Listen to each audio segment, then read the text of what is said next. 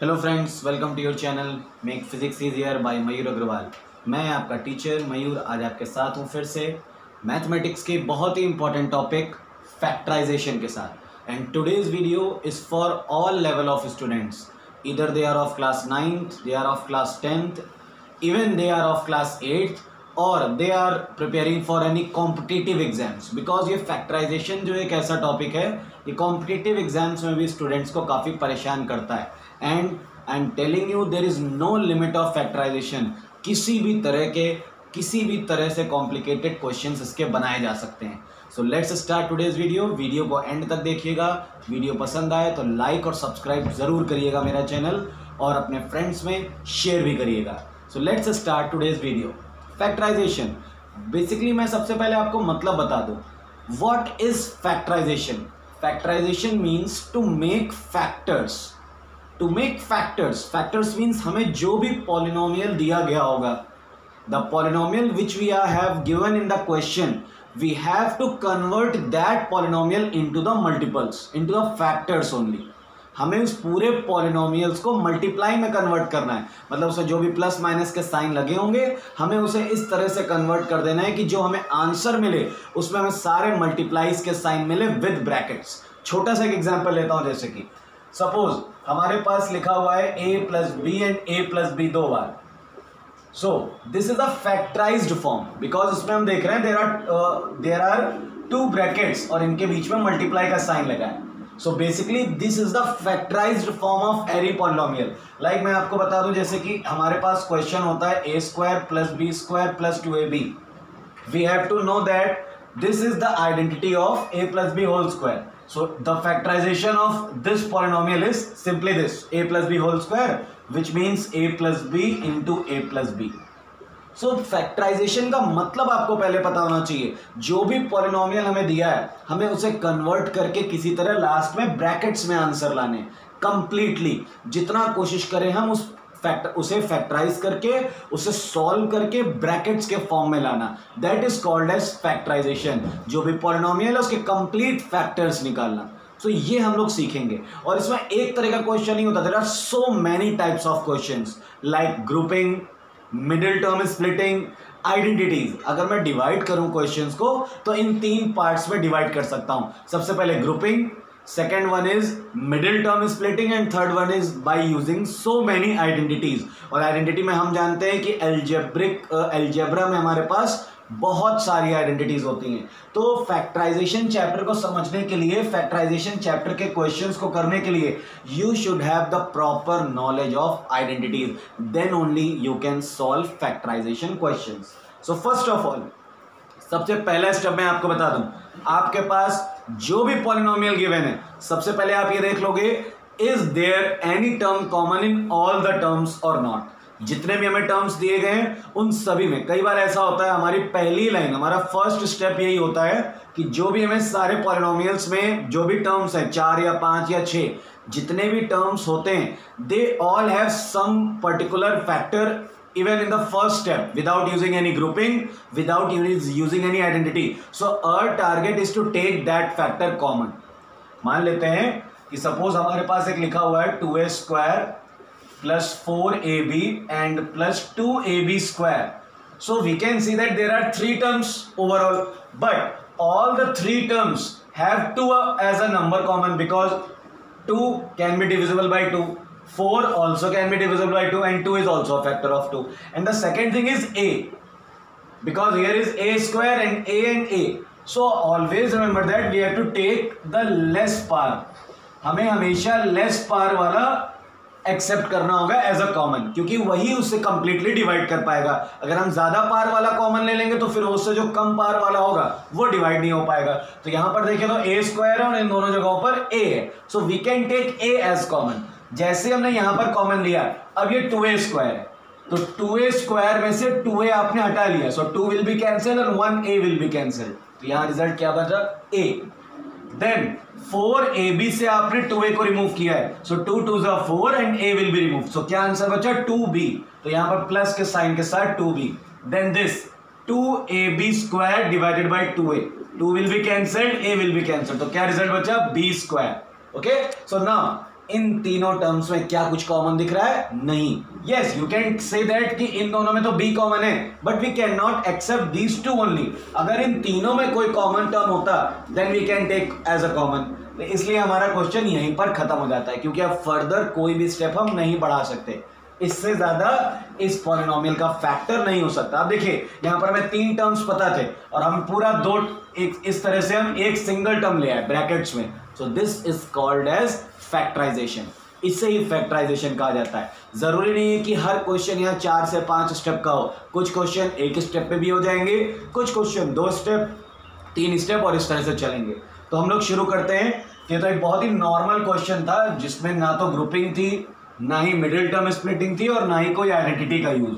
ये मैंने तरीका बताया आपको। सबसे पहले आप जो भी पॉलिनोमियल आपके सामने दिया गया होगा आप उसमें देख लेंगे उसके जितने भी टर्म्स हैं सभी टर्म्स में क्या कोई नंबर, क्या कोई वेरिएबल कॉमन दिख रहा है। अगर वो दिख रहा होगा तो आप उसे जरूर निकाल लेंगे। So let's start questions according to the properties. सबसे पहला क्वेश्चन मैं लेता हूं जो सबसे आसान माने जाते हैं। By using identity a square minus b square is equal to a plus b and a minus b. So this is the first identity which we are going to learn. अगर मैं इस आइडेंटिटी को पहले आपको proof करके दिखाऊं, सो सबसे पहले हम ए से ए का मल्टीप्लाई कराएंगे, देन माइनस का साइन यहां पे लगाए, then a multiply with b, then plus का साइन लगाए, b multiply with a, then plus minus minus b multiply with b. इसे आप और सॉल्व कराओगे, so a square minus a b plus a b and minus b square. So these two terms will be cancelled and the result is a square minus b square. So basically identity is the shortcut. ये हमारे पास term लिखा है, हम इस तरह इतना steps 2 steps इसके directly ना करके हम सीधे इसको ये चीज लिख सकते हैं, a square minus b square, because इसे हम सॉल्व करेंगे तो हमें ये चीज मिल जाएगी। तो सबसे पहले हमें इस आइडेंटिटी के बेस पर कुछ क्वेश्चंस देख लेने। मैं आपको दोनों लेवल के क्वेश्चंस बता देता हूं, एक जो बहुत आसान होते हैं और एक जिनमें आपको थोड़ी सी मुश्किलें हो सकती हैं। For example the first question is 4x square minus 9y square. ये हमारे पास 2 टर्म्स हैं और अगर आप इसे कंपेयर करेंगे इन दोनों को, so what you will get, a के प्लेस पे आपको a स्क्वायर के प्लेस पे यहाँ 4x स्क्वायर दिख रहा है, b स्क्वायर के प्लेस पे 9y स्क्वायर दिख रहा है। तो सबसे पहला काम हम करते हैं इन दोनों टर्म्स को परफेक्ट स्क्वायर्स में कन्वर्ट करते हैं। We can write it is as 2x whole square and 9y square can be written as 3y whole square. Now देखिए अगर हम तो ये a के प्लेस पे क्या आ गया 2x, a की बात कर रहा हूं मैं, a के प्लेस पे आ गया 2x और b के प्लेस पे आ गया 3y।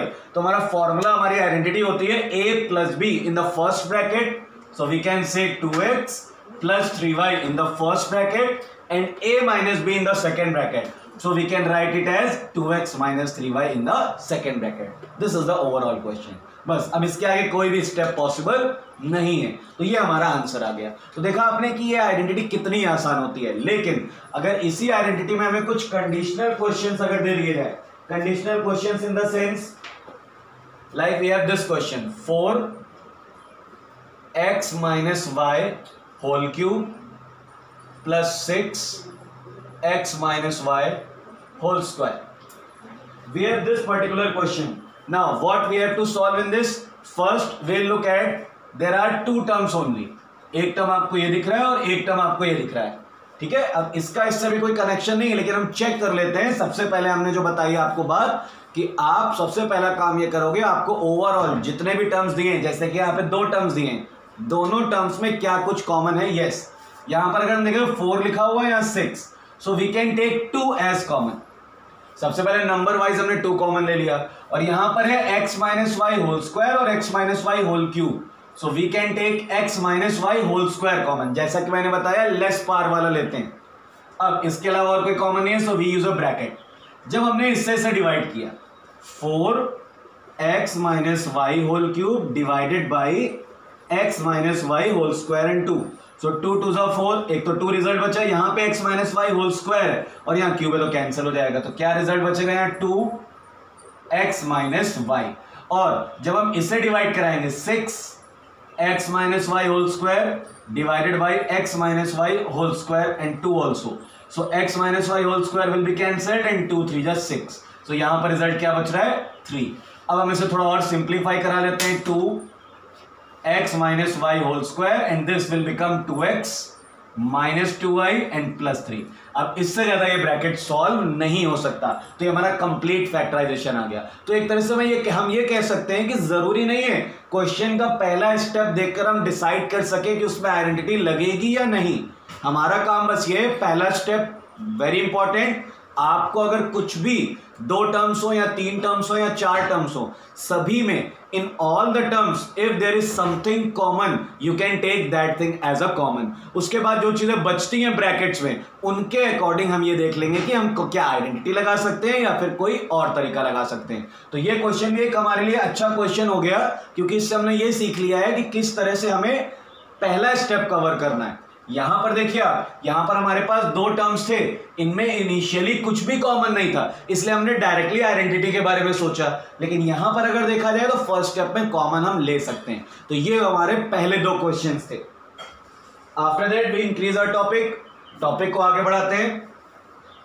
अब हम लोग दूसरे तरह के क्वेश्चंस की बात कर लेते हैं, जिसमें हम लोग दूसरा तरीका लगाएंगे। और क्वेश्चन है p square plus 10p plus 16। अब मैं आपको बता दूं कि इस तरह के क्वेश्चंस में जहां पर आपको 3 टर्म्स दिख रहे हैं, अगर आपको मान लीजिए 4 टर्म्स दिखते तो आप ये कंसीडर कर सकते थे कि 2-2 टर्म्स की आप ग्रुपिंग कर देते, उन ग्रुपिंग से अगर कॉमन ब्रैकेट्स बन जाता तो हमारे पास आंसर आ जाता। But there are 3 terms overall there, और ये किसी के परफेक्ट स्क्वायर भी नहीं है। वो देखिए कैसे पता करना है। p square is the square of p only and 16 is the square of 4। तो अगर हम p प्लस 4 का होल स्क्वायर ओपन करते भी हैं तो a square plus b square plus 2ab, हमारे पास आंसर आता है p square plus 16 plus 8p, जबकि यहां पर क्या लिखा हुआ है 10p। So we can not use the identity of whole squares also, क्योंकि अगर यहां पर 8p होता तब तो डायरेक्टली हम p प्लस 4 का होल स्क्वायर इसे लिख देते, लेकिन यहां पर 10p है। तो इसका मतलब क्लियर है कि हम लोग होल स्क्वायर वाली आइडेंटिटी नहीं लगाएंगे। यहां पर हम लोग लगाते हैं जो स्टेप, उसका नाम है मिडिल टर्म स्प्लिटिंग। हमारा टारगेट है मिडिल टर्म को स्प्लिट करना। हम मिडिल टर्म को स्प्लिट क्यों कर रहे हैं? क्योंकि मैंने जैसा कि बताया हमारे पास अभी 3 टर्म्स हैं। जब हम मिडिल टर्म को 2 टर्म्स में सेपरेट कर लेंगे, स्प्लिट कर लेंगे, तो हमारे पास ओवरऑल 4 टर्म्स बन जाएंगे और उन 4 में से 2-2 की ग्रुपिंग करके हम आगे बढ़ सकते हैं।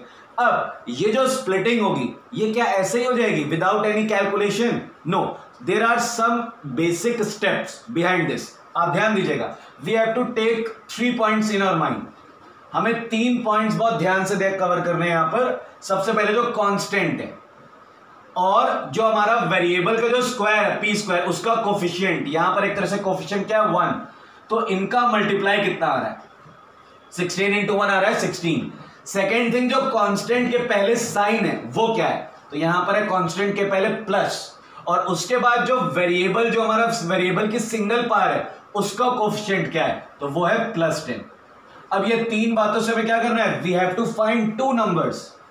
हमें 2 ऐसे नंबर्स चाहिए जिनका प्रोडक्ट हो 16। We want 2 such numbers, their product is 16 and their addition, और उन नंबर का एडिशन जो वो पॉजिटिव 10 आना चाहिए। ये 3 बातों से हमें ये 2 नंबर्स निकालने हैं। We have to find 2 numbers जिनका प्रोडक्ट 16 हो और उनका एडिशन पॉजिटिव 10 हो। तो हम लिख सकते हैं डायरेक्टली, क्योंकि तो छोटा कैलकुलेशन है, 8 and 2, 8 और 2 का मल्टीप्लाई कराएंगे 16 आ जाएगा, और 8 और 2 को प्लस करेंगे तो पॉजिटिव 10। तो इस तरह से हमें नंबर्स मिल गए। सबसे पहले हमने 10 के प्लेस पे 8 प्लस 2 लिखा। We can use 2 plus 8 also, उससे कोई प्रॉब्लम नहीं है। तो अब हम लोग जब ब्रैकेट्स को ओपन करेंगे, so it will become 8p, it will become 2p। Now group these 2 numbers and these 2 numbers.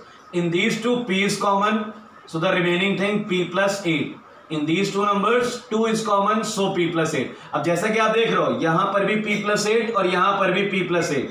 So p plus 8 is in the first bracket, और जो भी चीजें बच रही हैं, यहां से क्या बचा p और यहां से क्या बचा 2, so p plus 2 is in the second bracket. तो ये हमारा फैक्टराइज होकर सॉल्व हो गया ये जो हमारा टर्म दिया था p square plus 10p plus 16।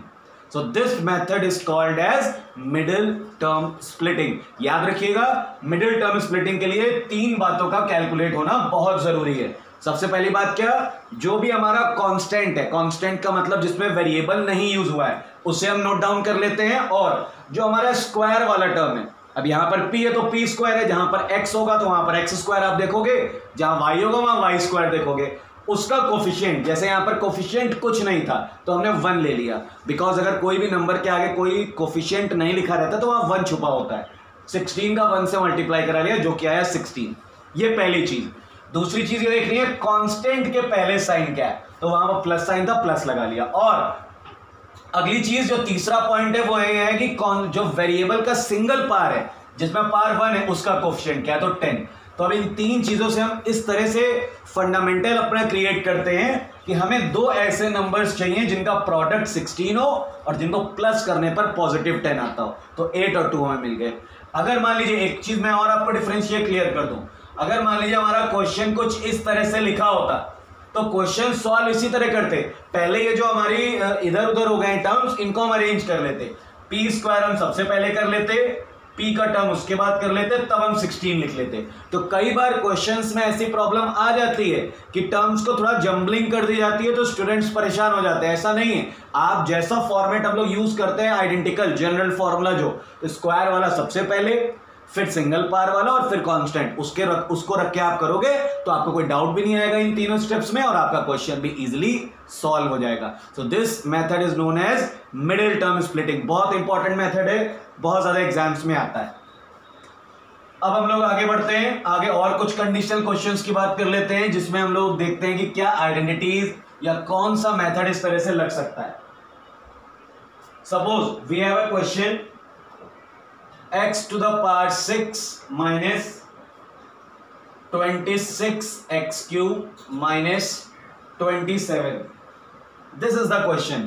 अब जैसा कि आपको यहां पता चल रहा है, यहां पर भी कितने टर्म्स दिख रहे हैं आपको, there are 3 terms, you can see that.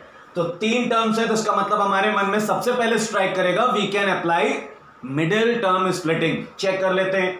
जो मैंने आपको 3 बातें बताई, सबसे पहली बात जो हमारा कांस्टेंट है -27, और जो हमारा स्क्वायर, अब यहां का आप इमेजिन करो, यहां स्क्वायर तो है नहीं, तो हम क्या तरीका करें, देखिए x power 6 can be written as x cube whole square and this can be written same -27. Now you can consider that x cube is equal to a, so the question will become a square -26 से -27. अब ये question जो है ये हमारा जाना पहचाना question हो गया। तो अब हमारे पास कांस्टेंट है 1, सो पहला रिजल्ट आया -21, दूसरा रिजल्ट 27 के पहले साइन कौन सा है, माइनस, और थर्ड रिजल्ट जो हमारा वेरिएबल का सिंगल पार है उसके पहले कौन सा नंबर है, -26. So we have to think about 2 such numbers whose multiplication is -27 and their subtraction is -26. सो हमें ऐसे 2 नंबर लेने हैं जिनका मल्टीप्लाई 27 और माइनस करने पर -26 है। So we can take -27 and 1।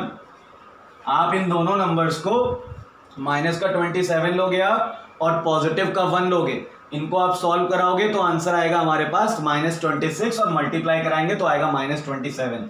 देखिए इस तरह से a स्क्वायर -26 के प्लेस पर रखा, 27 - 1 a -27, ब्रैकेट्स ओपन कर लेते हैं, a square -27a plus a -27, यहां पर a कॉमन है, सो a -27, कुछ कॉमन नहीं है तो 1 कॉमन ले सकते हैं, a -27. सो फर्स्ट ब्रैकेट में a -27 बन गया, सेकेंड ब्रैकेट में a + 1 बन गया। क्या ये हमारा क्वेश्चन खत्म हो गया?